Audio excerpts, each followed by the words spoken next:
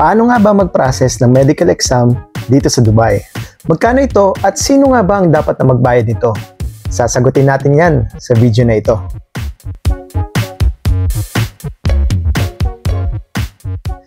What's up mga kabayan? Welcome to another vlog. Sa video na ito, pag-uusapan naman natin kung paano nga ba mag-process ng medical exam dito sa Dubai. At sa mga bago po sa ating YouTube channel, ako po si RJ, isang registered nurse OFW na naninirahan at nagtatrabaho dito sa bansang UAE. So ayun, sa previous video natin, pinag-usapan naman natin yung pagpaprocess ng ating new visa at pag-hold ng aking dependent visa. And kung interesado rin po pala kayo na malaman ang tungkol sa proseso na yan, ilalagay ko po sa description box ang link para sa vlog na yan. Disclaimer na lang din po, ginawa ko ang video na ito para makatulong sa ating mga kababayan na nangangarap na makapunta at makapagtrabaho dito sa bansang UAE. And again, ang i-share ko po dito ay base lamang po sa naging experience ko sa pagpaprocess ng aking medical exam. And may possibility din po na magkakaiba yung na-experience natin sa pagpaprocess nito. Kaya naman, intindihin po natin mabuti. So ayun, back to our story again, So, natapos ko na po na i-process yung pag-hold ng aking dependent visa or yung visa ng anak ko, And after nun, kinancel naman po nila yung aking old visa. And after nun, doon na po nag-start yung aking HR na mag-process ng aking panibagong working visa dito sa Dubai. So, yung aking HR, nagbayad po sila ng 356.20 dirhams para ma-process yung aking new Emirates ID or yung aking new working visa. And then nagbayad din po sila ng 270 dirhams para naman sa aking medical fitness exam. Again, 356.20 dirhams po ang binayaran ng aking HR para ma-process yung aking residency visa or yung aking Emirates ID or yung tinatawag natin na working visa. Pagkatapos naman po nito, nagbayad sila ng 270 dirhams para naman po sa aking medical fitness exam. So para malinaw, magkano nga ba yung nagastos natin para sa proseso na ito? Ang sagot po ay wala. Lahat po ng yan, ang nagbayad po at nagproseso ay HR or ang aking kumpanya. Dahil dito po sa UAE, specifically dito sa Dubai, mandatory po or obligado po na ang mga company ang magbabayad at magpaprocess ng mga visa at medical exam ng mga empleyado. So in short, dapat wala po tayong ilabas na pera para maproseso ang mga ito. So tayo, ang gagawin lang po natin bilang empleyado, pupunta po tayo sa Medical Fitness Center kung saan po nagbayad yung ating company para sa ating medical exam. Kaya sa ating mga kababayan po, nakakadating pa lang dito sa UAE or mga kababayan natin na nasa Pilipinas, na nangangarap na pumunta dito sa UAE.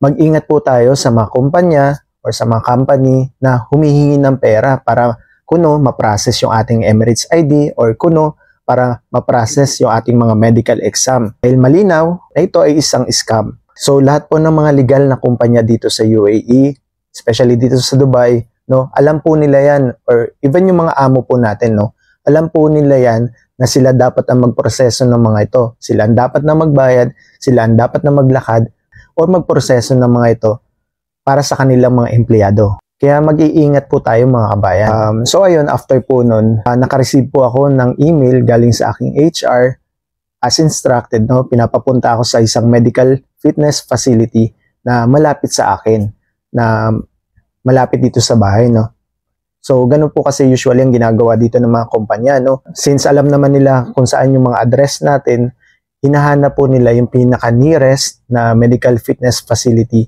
para doon gawin yung inyong medical exam. So yung mga medical fitness facility po, kung i-compare ko po siya dun sa Pilipinas, para po siya yung mga laboratory kung saan tayo nagpapakuha ng dugo, nagpapa-x-ray.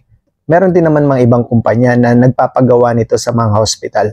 Pero dahil dumami na nga din po ang mga medical fitness facilities dito sa UAE, karamihan po ng mga company, kahit kami po na nagtatrabaho sa hospital, pinapagawa po yung mga medical exam sa labas po ng aming facility. So itong mga medical fitness facility po ay accredited ng DHA. Ito po ay legal. Sila lang po yung authorized na magbigay ng mga medical fitness certifications. So ayun, nung Monday, pumunta ako ng Salem Medical Fitness sa Bur Dubai.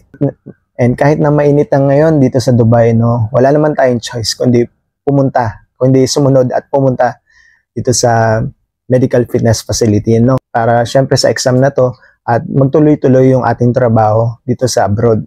So ayun kabayan, no? Kung nanonood ka pa rin hanggang sa part ng video na ito, palambing naman po ng like button para at least makita natin na nakakatulong yung ating video, and huwag nyo naman din kalimutan i-subscribe ang ating YouTube channel para mas makagawa pa po tayo ng mga vlogs na makakatulong hindi lang sa mga kababayan natin na nandito na sa abroad, kundi sa mga kabayan natin na nangangarap dyan sa Pilipinas na balang araw makapunta rin sila dito sa UAE. Maraming salamat po, Ahmed.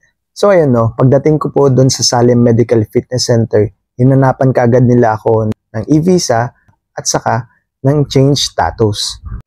And to be honest, hindi talaga ako prepared that time. So wala akong dala na e-visa and wala akong dala na change status. Kasi nung na-receive ko po yung email, katulad nga ng sinabi ko kanina, no, naka-receive ako ng email, ang ni-require lang naman po nila na dalhin, no, ang nakalagay lang naman po dun sa kanilang email na kailangan ko dalhin ay yung aking passport and yung aking old Emirates ID. So pagdating ko po dun sa fitness center, wala akong maipakita ng mga documents. Pero and since mabait naman si kabayan, no, shoutout po sa inyo kabayan, kung mapapanood nyo ang video na ito, no, mabait naman si kabayan. So siya yung tumulong sa akin, pinakita niya kung ano nga ba yung mga requirements na kailangan kong i-present, no. Minessage ko kaagad-agad yung aking HR, and maswerte tayo dahil nakapag-reply naman kaagad yung ating HR. So pinadalhan niya ako through WhatsApp na aking e-visa and ng aking change status. So pinakita ko yun kay kabayan, and then after nun, binigyan na ako ng queue number. Tapos pumunta naman po ako dun sa registration. So yung next step natin ay yung registration. So step 2, dun na tayo sa registration. So pagdating ko po dun sa registration, ay hinanapan ulit ako ng change status. Siyempre meron na tayo ng certificate na yun. Pero meron pa pong hinanap sa akin na pangalawa, yung cancel residence inside UAE. And again, wala po tayong dala-dala na certification na to, no? So again, pumunta ako sa isang side, umupo ulit ako doon and nag-message ako sa aking HR. So pagdating nun, mga siguro 5 to 10 minutes din yun kasi inantay pa niya yung reply ng aming PRO. And after nun, yun, na-receive ko na yung aking cancel residence inside UAE. And then bumalik ulit ako doon sa nag-a-assist sa akin, no? And then doon tinignan niya kung talagang nakapagbayad na under my name, no, nung exam na gagawin sa atin. And then yun, after nun, pinapunta naman po tayo sa step 3. So yung step 3 po, no, ay ito na po yung laboratory. So dito sa part na to, kukunan na po tayo ng dugo para sa blood extraction and x-ray. Pero sa part na to, no, nagulat ako dahil yung queue number na hawak ko ay MO736. Pero nung tumingin ako sa monitor nila, ang ina-assist pa lang that time or kinukuha na ng dugo ay MO666. Parang almost 100 pa, no, yung nakapila bago ako makuha ng dugo at bago ako ma-x-ray. Pero maswerte tayo dahil nung time na nakaupo na po tayo, no, naging mabilis naman yung mga proseso nila. So siguro wala pang 5 minutes ay mabilis na nakapila tayo at nakuhanan tayo ng dugo. Mabait din yung medtech na kumuha sa atin ng dugo, and after nun, and after tayo makuha ng dugo, no, para sa CBC, dun po sinabi sa akin ng medtech na hindi ko na daw kailangan na kuhanan or pumunta para sa x-ray. So after nun, sabi niya, okay ka na, pwede ka na umuwi. So yun, sabi ko, okay, sige, thank you, no. Tapos lumabas na tayo sa facility. Pero the following day, ayun na nga, medyo nag-alala ako. So tinanong ko yung mga staff na kasamahan natin kung nag-undergo ba sila ng x-ray o hindi. Kasi syempre, ang hassle naman kung papabalikin pa tayo dun sa medical facility, no, para gawin ulit yung x-ray.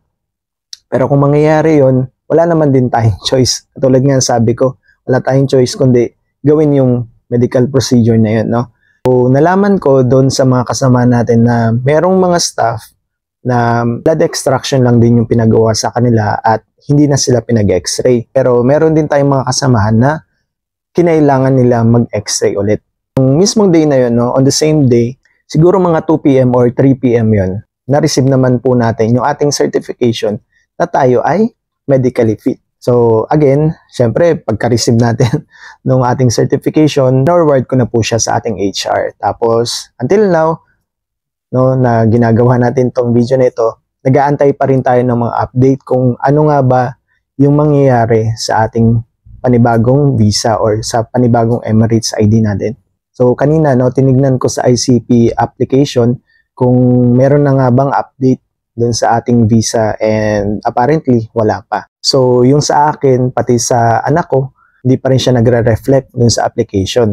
So ibig sabihin nun, hanggang ngayon pinaprocess pa din yung aking new visa. So ayun po yung ating kwentong little advice po, no, para sa ating mga kababayan na nangangarap na makapunta at makapagtrabaho dito sa UAE. Hindi man dito sa UAE, pati na din po sa ibang parte ng mundo, no. So little advice is wag po tayong padalos-dalos ng ating desisyon, lalo na po sa pagbabayad or paglalabas ng pera para maiproseso yung ating mga applications and para makarating tayo sa abroad, no. Mag-ingat po tayo dahil sa panahon po ngayon, napakadami na pong scammers. Sa panahon ngayon, marami na pong nangangako na makakapunta ka sa bansang ito, basta magbigay ka ng ganitong amount, makakapunta ka ng mabilis sa, for example, dito sa UAE, basta magbigay ka lang ng ganitong bayad sa amin, no. So, kapag ganito po yung kumpanya na ina-applyan nyo, lagi po tayong may choice, okay? Lagi tayong may choice na umalis at hindi po magbayad. At may choice din po tayo na magsumbong sa mga otoridad, no? Huwag tayong basta-basta na maglalabas ng pera. Siguraduhin natin lisensyado yung kumpanya na ina-applyan natin. Siguraduhin natin na totoo yung mga sinasabi nila na about sa kumpanya nila. At wag na wag po tayong magbabayad ng kahit na 5 duling. Sabi nga nila, di ba? Kahit na 5 duling.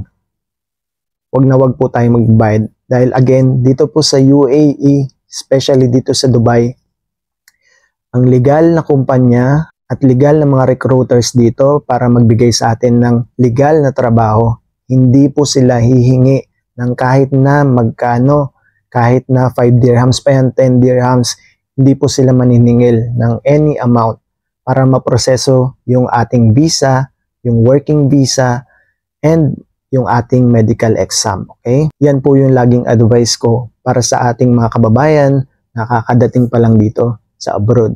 Siyempre, nandun yung pressure, no? Yung pressure na makahanap ka kaagad ng trabaho. Oo, nandun na po tayo, no? Valid naman yung nararamdaman yung pressure na yan, no? Pero, again, mas mahirap po kung maloloko pa tayo. Mas makakadagdag pa po stress kung makukuhanan tayo ng any amount. Kaya pagdating po natin dito, pagtapak po natin sa ibang bansa, no, maging smart tayo, maging wise sa ating desisyon, and maging wise sa paggastos, at maging wise sa mga taong nakikilala natin. Dahil hindi ko naman po nila lahat, okay? Pero meron pa din po talaga mga kabayan na imbis na makatulong, ay sila pa po yung nagdadala sa atin sa kapahamakan para, alam mo yun, kumita sila. So ayun po, no, sana naging malinaw po yung ating vlog for today, no, and kung may mga katanungan man po kayo na nasa isipan nyo, no, sana nasagot po natin sa video na ito. And kung meron pa po kayong ibang questions na related dito sa video na ginawa natin na hindi ko po nasabi or hindi ko po nasagot sa ating vlog, i-comment nyo lang po yan sa comment section na nasa baba ng ating video. Mga kabayan, no, once again, this is RJ. Peace.